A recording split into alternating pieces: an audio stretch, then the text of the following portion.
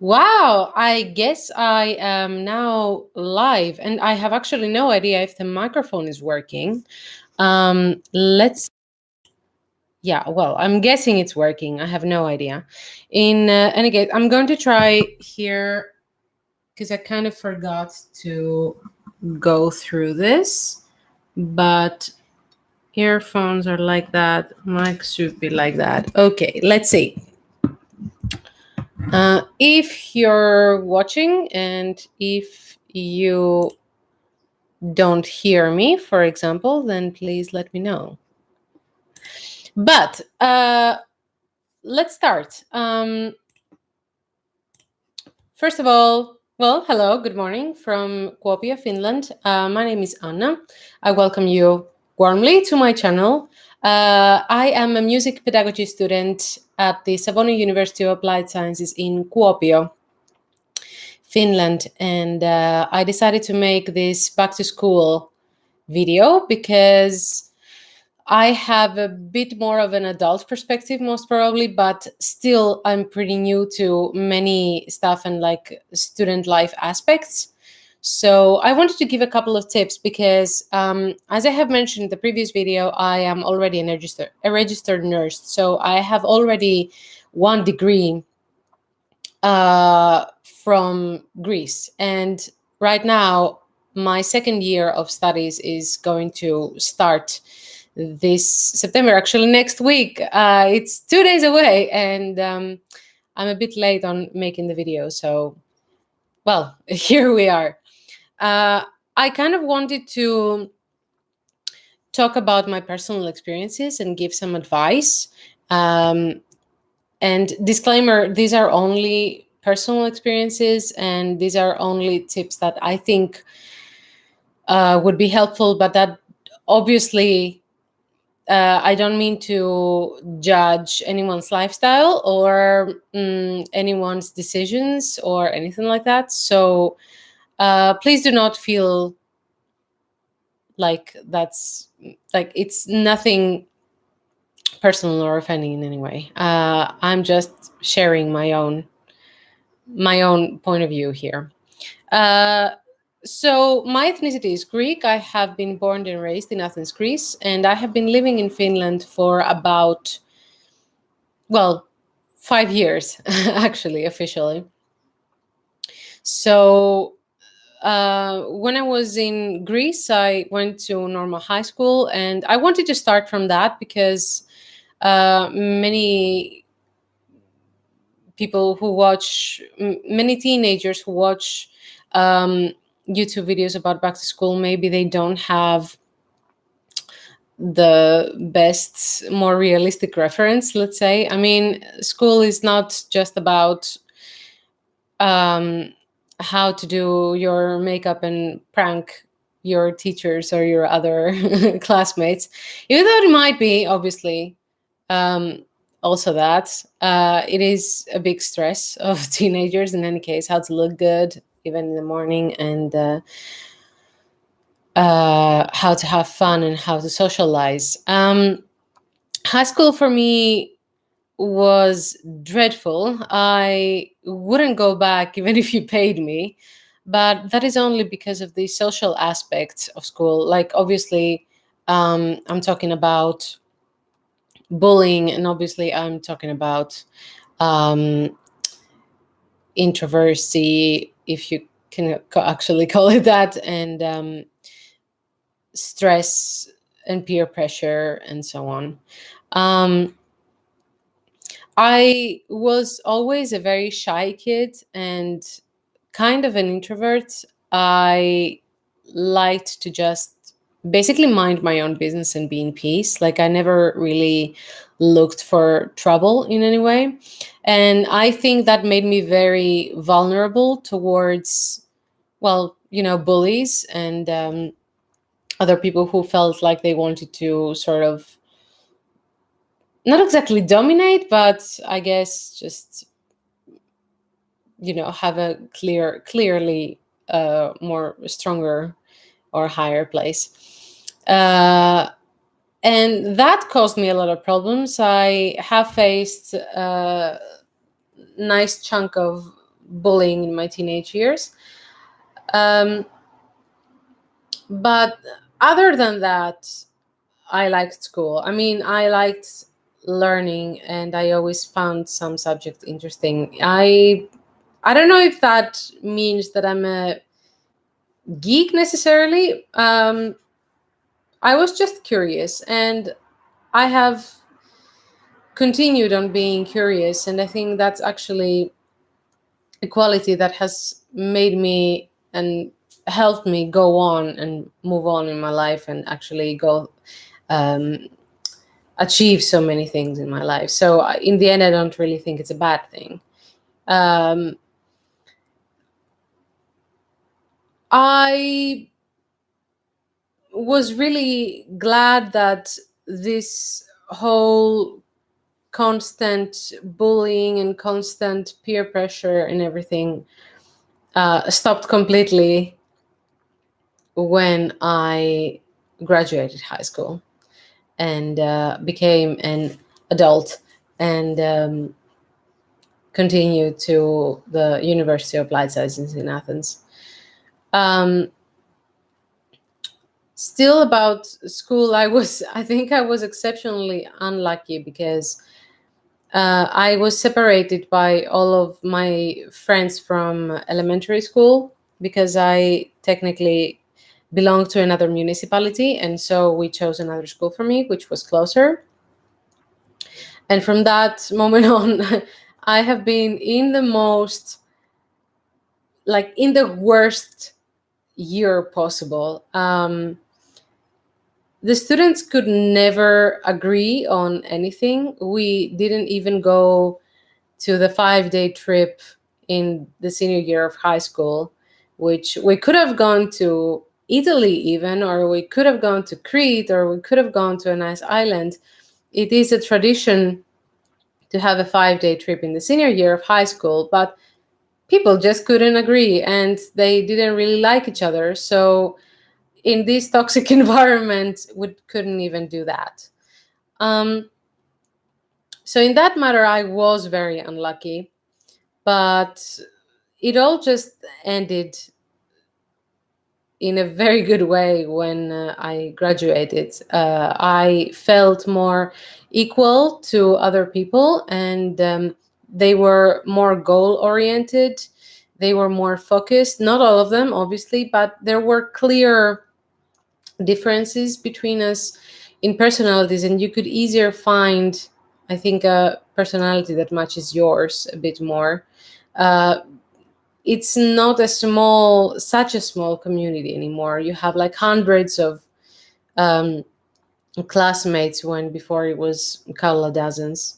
So I think that actually helps, even though some people might feel very lost in very big facilities like that. But I think it really helped me take a break and through common interests or through common personalities and stuff to just uh, socialize better. Now, my first degree, as I mentioned, was nursing, and that lasted 4 years. I graduated in the planned 4 years, and I studied in Athens, where I also lived.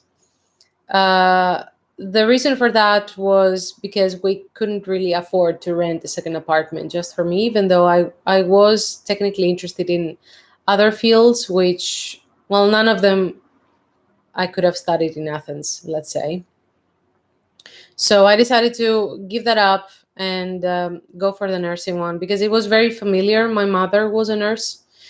Uh, so I have spent my life sort of like exploring the hospital. Mm, so it was just easier in a way. It was more familiar, and I thought that I could get some experience, and having my mom as a nurse could maybe help me um, a little bit on my way by giving me advice or helping me with procedures or stuff like that. And it has actually helped me. She always gives me great advice. Uh, the thing is that I got into nursing, and even though it wasn't my first choice or my best interest, I actually grew to love that as well. Uh, I liked most of the subjects apart from statistics. I still hate those, but I liked most of the other ones, and I could still find, for example, I was very much into biology, and you have like microbiology and biochemistry, um, and physiology and stuff like that, which was just so cool. So I could also find things that I really really liked. Now, I had a pretty calm, let's say, lukewarm experience of studying in my hometown, even though it was still great and I met great people, brilliant people, and with a few of them, we still talk regularly, and I consider them some of my best friends, which is really important when you're this old as me. um, but I think I could have maybe gotten something more, obviously, if I had moved out of town. Now, I understand that I'm already privileged to have been able to study at a higher education and get that degree in the first place, and not having to work because I was living with my parents. So we also saved a little bit from that. And I also understand that I'm not a party animal like others and other students' priorities is, but I had a good time. And Athens is so big in the first place, you can really explore it and find new ways to have fun there. Uh, my first advice would be still to follow, go for the field that you are actually interested in, even if that means that you would have to move away, rather than settling for something that doesn't completely interest you just because you might find work easier at that. Obviously, that is a very, very strong and important factor. I mean, you can't just do something that literally won't give you any work. That doesn't work like that. But it is still important that you like it and you don't just do it because of it and because you don't want to put weight on your parents' shoulders. I think that moving away to study helps you grow so much. You can learn how to schedule your week, which is a great skill that will help you through your whole life.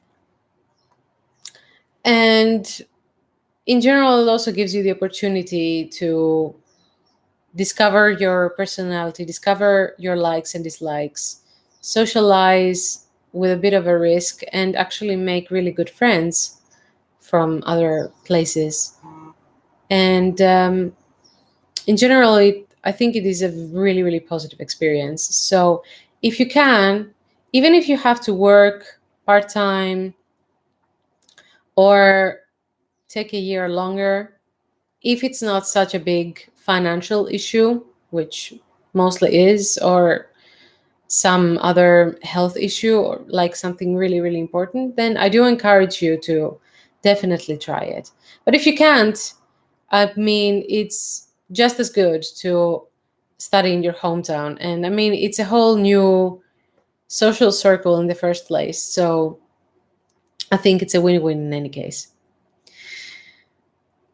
Um, but also, like, apply to the fields that you are interested in, because that is just going to be your whole life. I think it's incredibly unfair how society is waiting from an 18-year-old to gather all that chunk of information and make a decision about their whole life, their whole career path, just based on a like maybe 2 years of high school that actually matter to get in.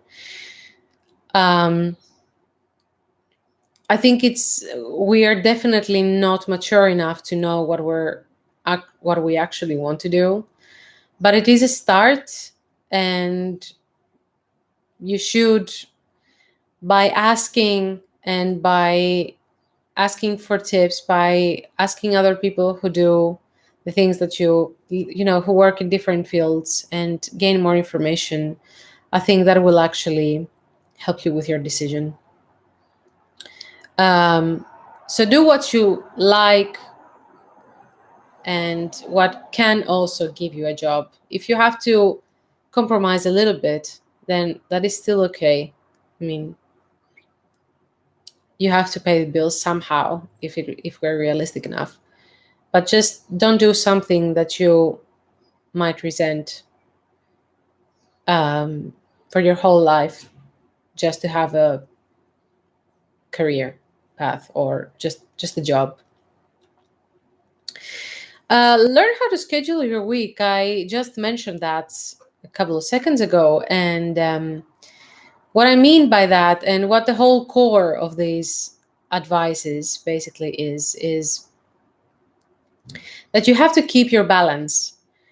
Um, Learning how to schedule your week so you can go to class, go to work if you have to, um, keep your social life active, keep hobbies active. Um, it's a long process and it requires some work and probably some compromise, but I think it's really one of the most useful skills that you can have. And then it helps with your in your working life. Honestly, it helps so much, and it might even help with your social and personal life, because you know your limits and you set your own priorities. Speaking of priorities, I am going to exactly the next advice, which is taking responsibility for your own actions. You are an adult, and that means that you cannot just hide behind excuses all the time. People are starting to demand things from you and to wait things from you. So you have to take responsibility. And I think that's an important lesson to learn, actually, and which also makes you stronger and makes you go out of your shell. Have hobbies and socialize is really, really important for a balanced life. Just because you are studying in school and you want to focus on something, and just because you um, are working or whatever, doesn't mean that you should ditch your hobbies and your interests. It is really important to keep something that you are passionate about in your daily life, and do that so you can feel, you do that so you can take a break once in a while, and that something that makes you feel good and keeps your mental health at a positive and nice um, place, like situation that keeps you healthy and happy, is what I'm trying to say in simple words. uh, Socialize because we need friends, and to be honest, being the older you get, the harder it is to make new friends, because you're getting picky. Whether you like it or not, you are going to get weird and get picky, and then it's really hard to find people with exactly the same interests who are also working in the same place. And you might not be just hanging out as much anymore. And people, as adults in the working place, have other responsibilities. They might have children, they might live far. I mean, this is basically our own problem. We cannot make new friends through work because they're all in a different life state than ours. So it's a brilliant time to open up and get out of your comfort zone, get out of your shell, and meet new people while you're studying. I think it's just great. It can really open your eyes, and um, it's it's just awesome. I mean, yeah. avoid overstressing, whether it is overstressing about money or whether it is overstressing about studying or anything like that. I mean, this is really not the time to stress. You actually have more time for yourself than you did in high school, most probably, with all the planning and everything being so strict. So, since you do have more time, then do take care of yourself. And definitely, as I said before, by having hobbies and having healthy habits, um, and socializing, you can really just tone down the stress. And also by having a clear plan of your week, for example, and you don't really have to just go into the books for 2 weeks straight and feel like you're just stinky and moldy or whatnot. I mean, you can just have a steady pace of studying so you don't just get overwhelmed while it's exam period. And I think that's actually a really great tip. Um, Even though obviously like many students wouldn't really like that. And I mean, I know it's kind of probably depressing to hear that, yeah, okay, you have to study not just for exam season, but like kind of all the time. But if you want to get good at something and if you are actually interested in what you're studying, then I think that you will actually have the motivation to also study. I'm not saying like every day, but more frequently than just once every semester. Uh, have good habits apart from your hobbies and everything. Have good habits. I mean, basic needs like sleeping well, eating well, drinking lots of water, and in general, things that will keep your energy running and that will keep you focused. And that really says a lot, especially I know that as like being young, you might have the ability, let's say, to sleep far less because you want to go to a bar or whatever. Um, but it is also important to not get fatigued. It is very important to move around, like go out to nature if you can, go, walk or run or whatnot. And then it's also important to just keep a healthy lifestyle for obvious reasons. So don't just, especially if you're living alone, because I spent a period of time living alone for a few months, just completely by myself. And I had never had so much takeout food in my life just because I was like super lazy to cook. And I resent that time because I spent so much money for no reason whatsoever.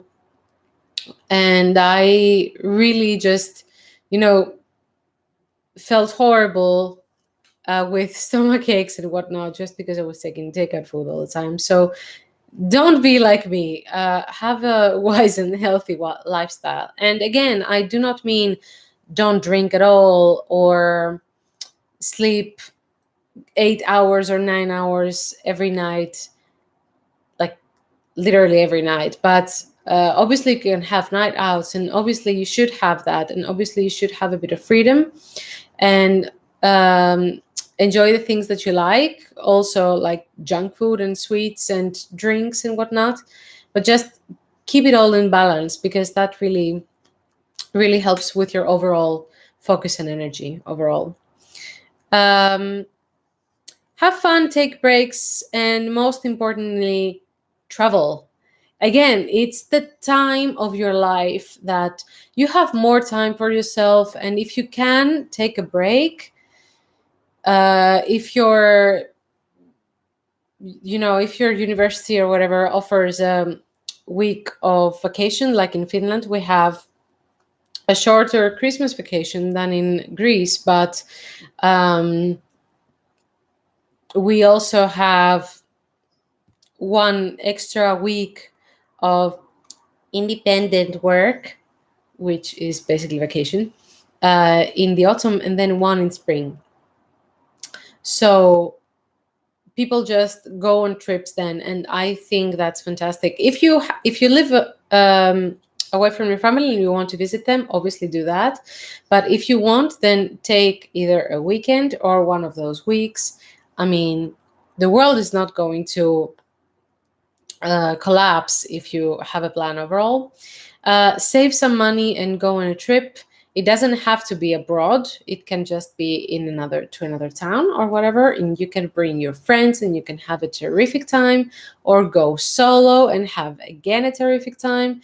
It's really just an incredible opportunity right then to learn about other cultures, learn about other languages if you go abroad for a little bit, um, or just explore new places and um, really just open your eyes and open doors about new ideas and inspiration. Find your inspiration, is what I'm trying to say again.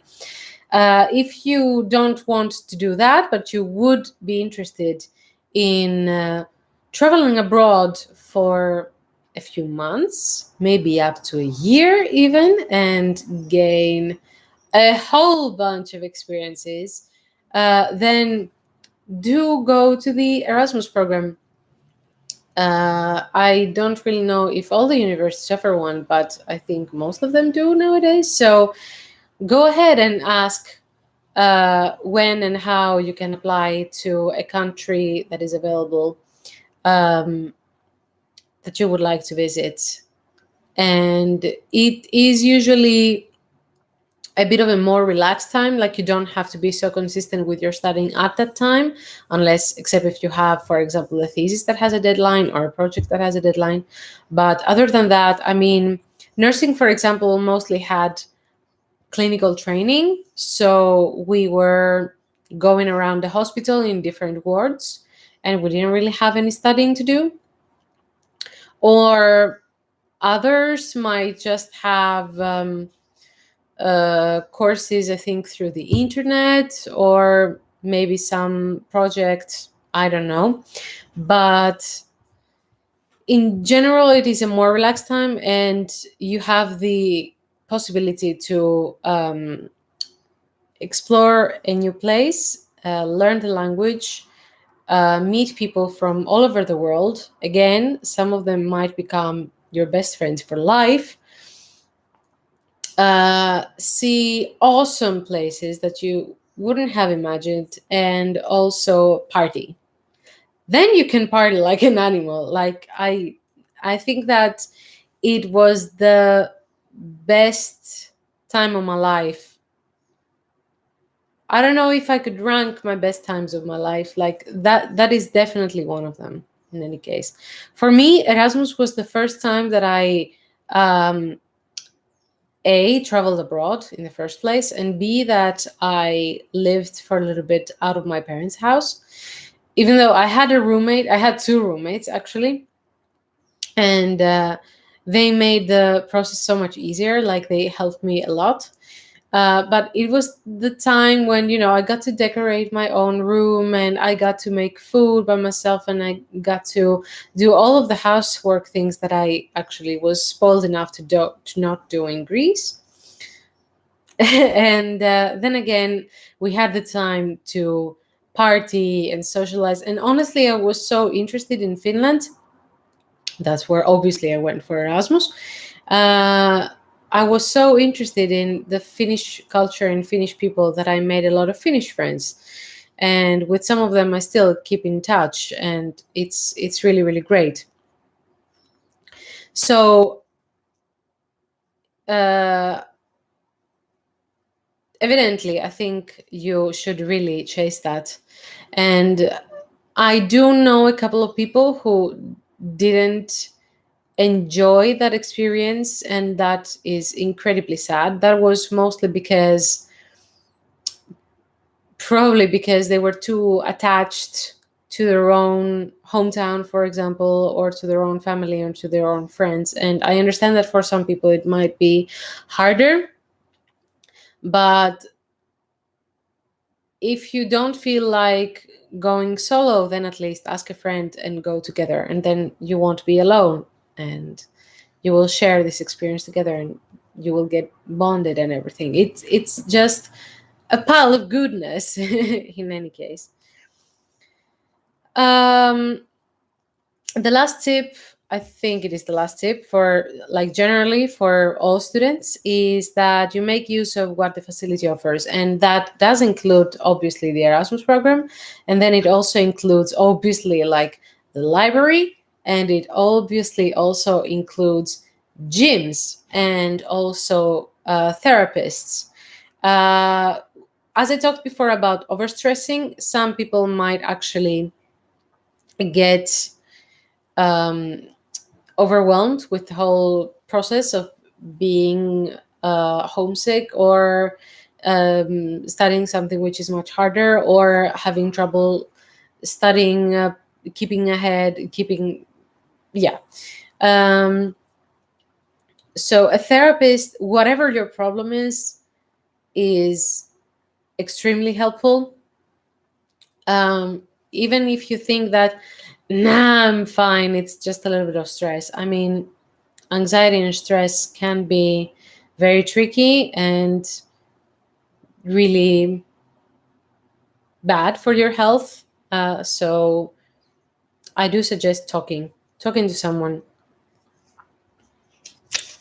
most definitely. And also, healthcare is one thing that's offered to students, and that includes, at least in Finland, um, free birth control, I think, to people under 25. And that is also really, obviously, really, really useful. I think you should do your checkups through the student healthcare, and if you are offered that. Now, those were my general tips. Now I'm moving on to the other chapter, which is studying music. And technically, I am studying to be a music pedagogue, so that means that I'm going to be teaching in private facilities, conservatories, and stuff like that, if I can actually find work. And my own instrument is singing, classical singing. Some people can take also a minor in another instrument. Most usually it is piano. But I think that I have studied piano before, and I'm just going to be practicing that by myself. So I'm just focusing on my major, which is classical singing. Advice for musicians and people who have, or people who are in the same field as me, which is like music pedagogy or music education. Now, I have to say that I am mostly going to talk about musicians and not that much about music pedagogues. But one thing that I have definitely seen, noticed, um, being in this field, because in Finland you can study to be a musician in the conservatory, I think, and then after that you become a music pedagogue or music teacher. I'm not sure if you can be a musician also from a university degree.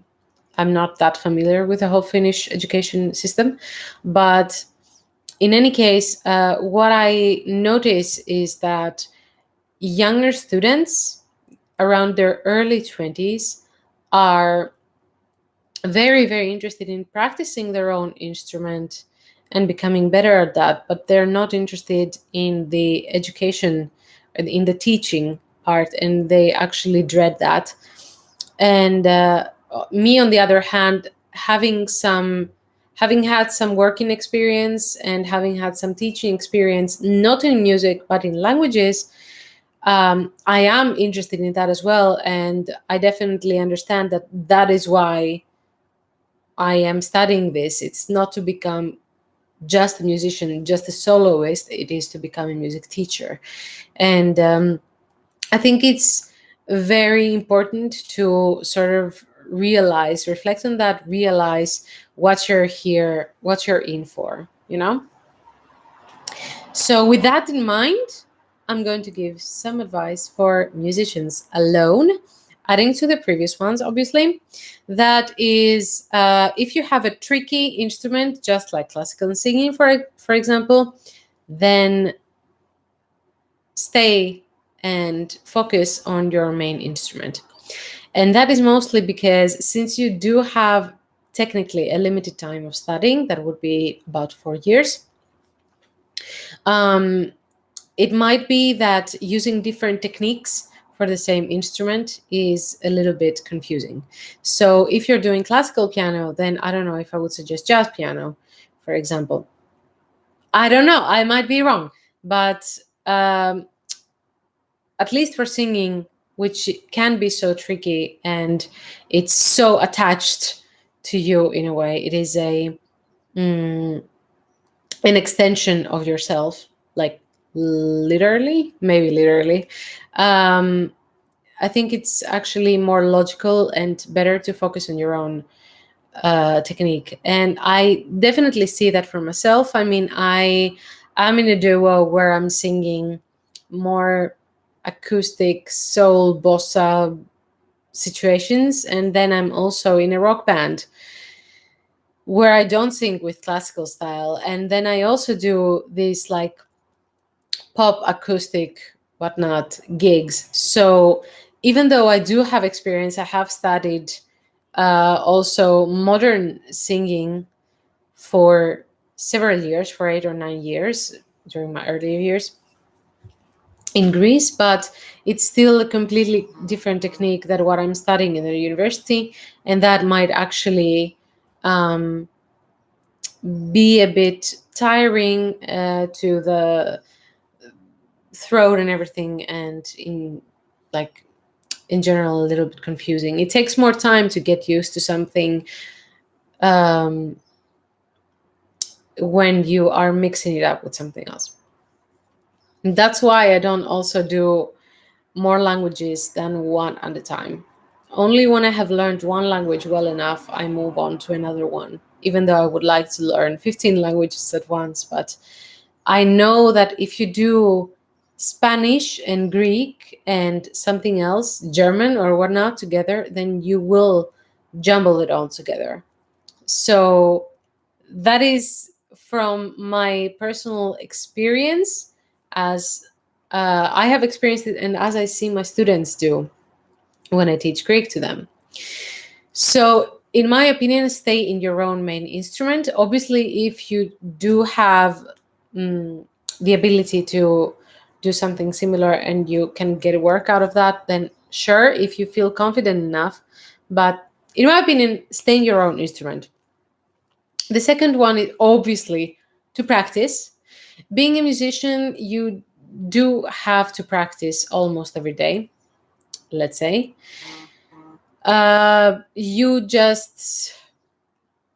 You do obviously need your breaks as well, because your body needs some time to learn and adapt to what you have learned.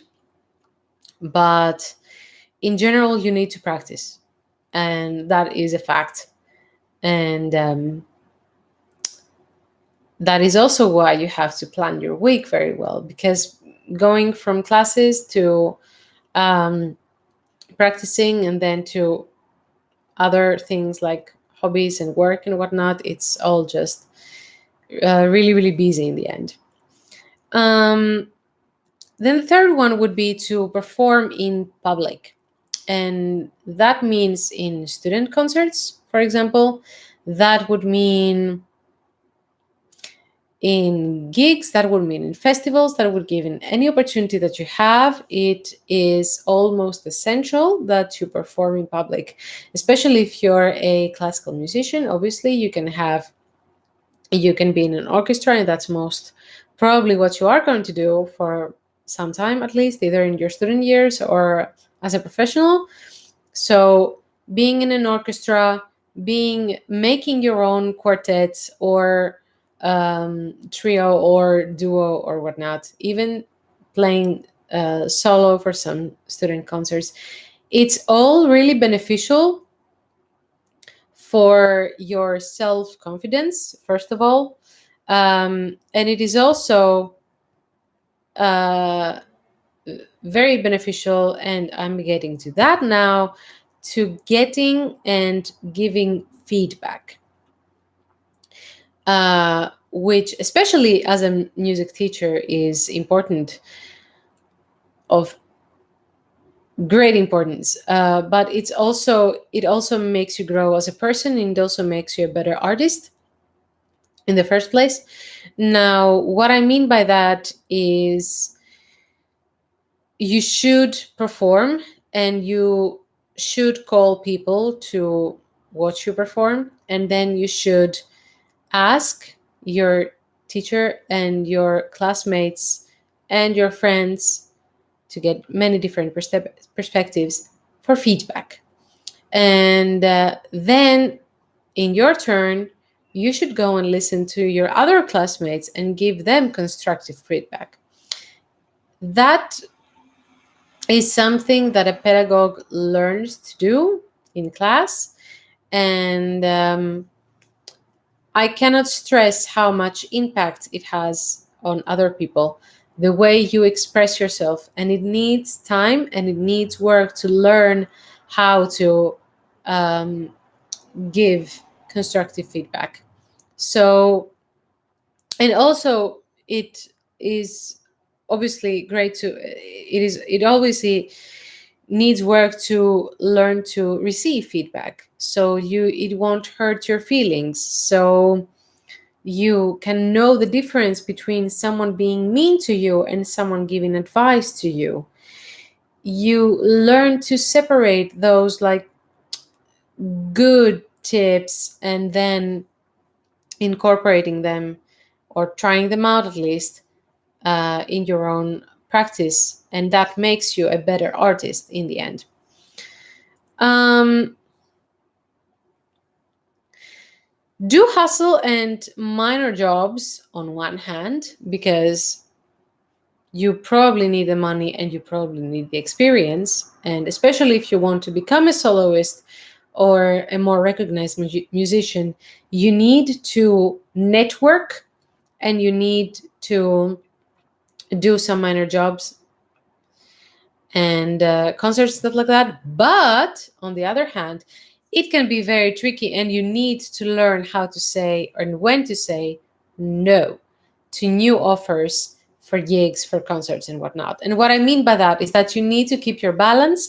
You need to remember to have your calendar on and keep your week planned, and think, can I do this extra project? I know that I'm interested in it. Um, but do I have the energy for it? Or is it in my level? Or will I have the time to learn it well enough? Because many musicians that I see are taking on too many projects because they're so interesting, and then they don't really have the time to share the workload. So among the whole all of the projects. So in the end, they sort of become really sloppy, and that alone can make you feel so fatigued and disappointed in yourself and fill you with negativity, and you don't need that kind of negativity. Obviously, it is a great choice to not only um, do extra projects for money or for experience, and to learn, to meet other people, and all of the benefits that we have talked about. It is absolutely great. I definitely recommend it and encourage it. And also go to, for example, seminars and master classes and all these things that can help you so much with new information and feedback and whatnot. But if you don't have the time for it, and if you don't have the energy for it, then don't do it. Not completely, like, just skip something so you can do something else better. Because it's not nice if you just half-ass things. um, you will feel better about yourself that way, and you will feel more competent and satisfied by your work, rather than stretching your workload and your time all the time, continuously until you just can't take it anymore, because that's how you learn to um, hate your profession, honestly. And we don't want to do that. um, Another tip is to, it's a very obvious one and one that you will hear a lot. There are no stupid questions, so ask away. And that goes for anyone. It is a more of of a general tip. Um, Ask away when you have questions about literally anything. It might be something very small that could actually be of extreme importance, and you don't just realize it. So go ahead and make all of those questions, and you will feel much better later on. And the last thing that I want to say is that I am more goal oriented. So, what I like to do is at the start of the year, on the first lesson that I go with my teacher, we sort of go through the goals that I have for this year. And those are supposed to be realistic ones, ones that I can mm, explain, like that I can find a use for in a way.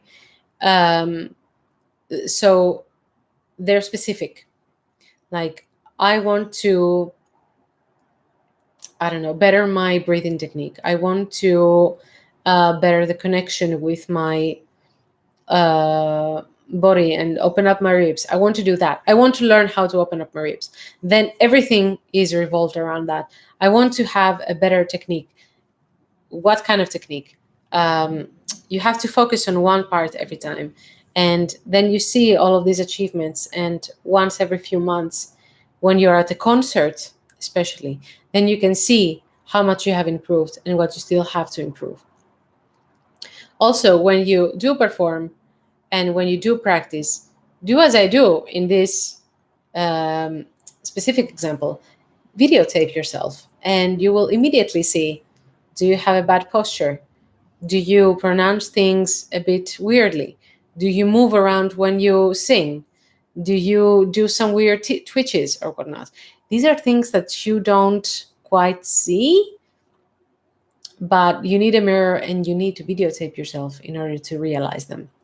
Uh, then the last one is that, well, at the end of the year, I like to reflect upon all of those goals that I have set and um, be like, okay, what have we achieved here? And then you can actually, I think it's a good idea to, at the end of the year, to stay on the positive side and think like, okay, I have learned this and this and this. And that's absolutely great. That just helps you go on, and you should feel proud of your achievements, even as small as they are. You should definitely feel proud of them, because being a musician is such a pressuring, in a way, profession.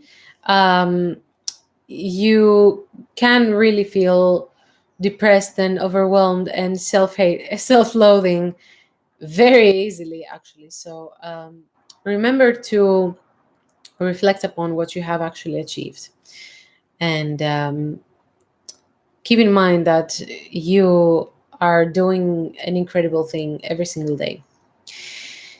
To wrap this up, because it's almost an hour and I have other work to do as well, um, your student years, in my opinion, as a young adult, are going to be the most amazing years of your life in general. You have so many doors opening for you, and you should definitely get all the guidance you need and ask all the things you want to ask. You are still learning. You shouldn't be ashamed of practicing and of asking and of wanting to learn. My final tip is to get all you can while you are a student, and most importantly, in your life, to stay curious. And I think that wraps it up. Thank you for listening to this blubbering. And I know it's been such a long time. I mean, almost an hour. Oh my goodness. But I am done now, and I really, really need some water. Have a great day. And I'll see you with another practice diary entry in September. Next week, my lessons start. So we're gonna have some fun soon. Bye.